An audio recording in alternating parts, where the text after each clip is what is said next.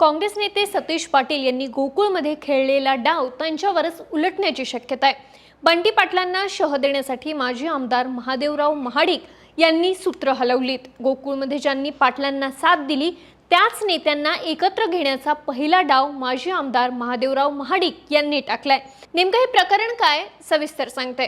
गोकुळ दूध संघावरील संचालक मंडळाची मुदत एप्रिल 2026 मध्ये संपणार आहे, त्यामुळे पुढच्या वर्षी पुन्हा निवडणूक लागणार आहे। पण प्रारूप मतदार यादी प्रक्रिया डिसेंबर पासून सुरू होणार आहे। डिसेंबर पर्यंत गोकुळ दूध संघाची निवडणुकीची घोषणा होण्याची शक्यता आहे। हेच गृहीत धरून वरिष्ठ नेत्यांकडून ठराव गोळा करण्याची बेरीज सुरू आहे। ज्याच्याकडे अधिक ठराव तो व्यक्ती घेण्यासाठी महायुती आणि महाविकास आघाडीतील नेत्यांची प्रयत्नांची पराकाष्ठा आहे। गोकुळच्या अध्यक्ष निवडीवरून झालेल्या राजकीय घोळामुळे आतापासूनच नेत्यांनी सावध बांधणी सुरू केली आहे। पुढच्या निवडणुकीत महाविकास आघाडी विरुद्ध महायुती अशी लढत होण्याची शक्यता आहे। यासाठी एकीकडे आमदार सतीश पाटील तर दुसरीकडे माजी आमदार महादेवराव महाडिक यांचे प्रयत्न सुरू आहेत। हे दोघे एकमेकांच्या विरोधात असले तरी मंत्री हसन मुश्रीफ काही अडचणींमुळे सध्या तरी सेंटर पॉइंटला आहे। आगामी निवडणुकीत ते कोणासोबत असणार हेच आता पाहावं लागणार आहे। मागील निवडणुकीत हे आमदार सतीश पाटील यांच्यासोबत होते।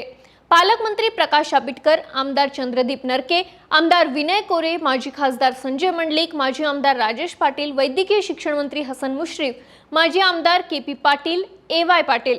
पण सध्याची परिस्थिती पाहता महायुती म्हणून एकत्र लढायची झाल्यास मंत्री हसन मुश्रीफ यांची भूमिका महत्त्वाची आहे।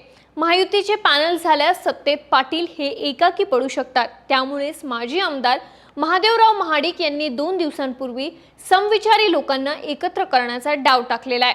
पण तो कितपत यशस्वी ठरतोय हे यावरूनच दिसणार आहे। जर महाडिक यांनी टाकलेला डाव यशस्वी झाला तर येत्या निवडणुकीत महायुतीचे हे नेते सोबत असू शकतात।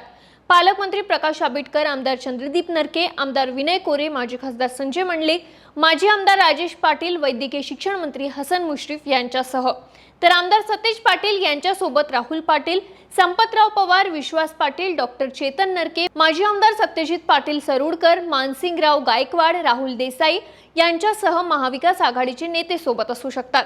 एकीकडे स्थानिक स्वराज्य संस्थांच्या निवडणुकीत सतीश पाटलांना चितपट करण्यासाठी मुंबईतून हालचाली सुरू आहेत। स्वतः एकनाथ शिंदे यांच्यात लक्ष घालताना पाहायला मिळत आहेत। तर दुसरीकडे महाडिकांनी गोकुळमध्ये डाव टाकलाय। त्यामुळे चारही बाजूने सतीश पाटलांसमोर राजकीय संकट उभं राहिले आहे। आता या संकटाला पाटील कसे सामोरे जातात, राजकीय अस्तित्व टिकवतात की संपुष्टीत येतात हे येत्या काळात पाहावं लागणार आहे। याबाबत तुम्हाला काय वाटतं हे आम्हाला कमेंट करून सांगा आणि सरकारनं आम्हाला सबस्क्राइब करायला विसरू नका।